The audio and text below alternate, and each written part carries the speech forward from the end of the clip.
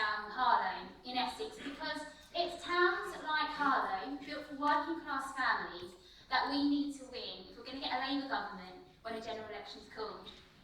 After the Second World War, Labour built Harlow's new town as a haven for working class life, and I believe the way to win it back is to show that same ambition for its future.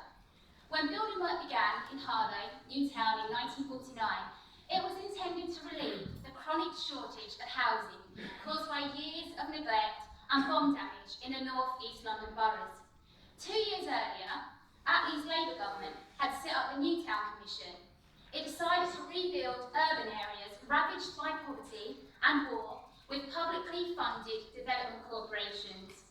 Harlow's chief architect, Frederick Gibbard, devised a master plan which would provide housing and employment for working class families like my own. His vision was a self-contained community surrounded by rural belts and green wedges. Harlow would be a mixture of residential and agricultural areas with purpose-built industrial zones and financial incentives to entice manufacturing employers from London and from further afield. So the plan was to make it largely self-sufficient, providing everything the people who had moved there would need for a good and decent life. In 1951, my grandparents moved from a small one-bedroom flat in Walthamstow to Harlow. My granddad was offered full-time secure work as a plumber, a job which would see him working on the construction of Harlow. This enabled my family to secure a 3-bedroom council home, and they lived in that home for over 60 years. And they enjoyed the kind of security and decent living conditions that many of us could only really dream of today. Harlow's new town was born in an era when working people had grown tired of the chaos of war and the injustices of Victorian capitalism. In their place, workers elected a Labour Party, which promised a society that could be rationally organised in the common interest. The post-war Labour Party burned with ambition to improve the lives of working class people, and its successes can be seen today in achievements like the NHS. This vision allowed families like mine, skilled, Labour voting, ex-Londoners, to enjoy in Harlow a life that was, if not socialist utopia, then a community based on sound and conscientious municipal values. My grandparents' Harlow was a product of the post-war consensus, and Thatcher's rejection of that settlement had long-lasting, dire consequences.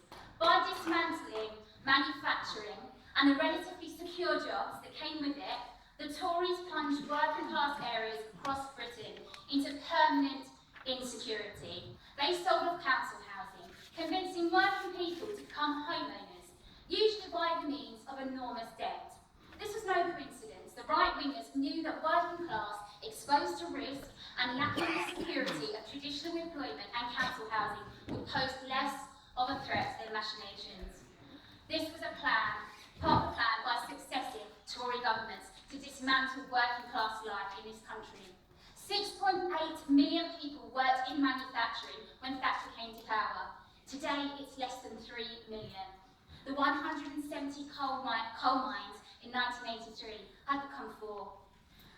Once there were more than 1 million people in this country working in the car industry. Today it stands at less than 150,000. And the ships that were once built across Britain, from Portsmouth to Sunderland to Glasgow, they're still needed, but the jobs, they're just not there.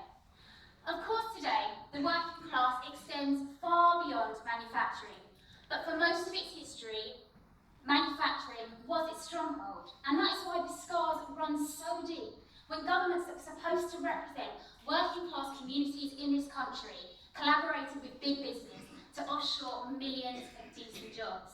Now the question facing Labour today is, how do we respond to the decades of managed decline? Our challenge in working class towns across the UK is to restore the connection between working people and the Labour Party.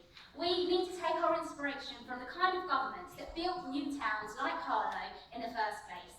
The post-war Labour government didn't aspire to improve working class life by abolishing it. They didn't set out to make everyone middle-class professionals. Instead, they saw workers as a class that needed to come into its own. Building a future would be based on their own needs and values, rather than the ones espoused by capital. The Labour Party must convince today's working class that we are the engine for change that we once were. Labour, led by Jeremy, is on that right path to becoming a party that can once again represent working class people. Building things in Britain can help us appeal to our traditional voters. Our commitment to create thousands of jobs in the renewable energy sector as part of our green industrial revolution, and to once again build council housing en masse, it demonstrates our seriousness. We need to build cohesive working communities once again, and we must match this with policies that are bold enough to solve our social issues. This means reviving the spirit of ambition for working class life that built towns like my town, Harlow, in the first place.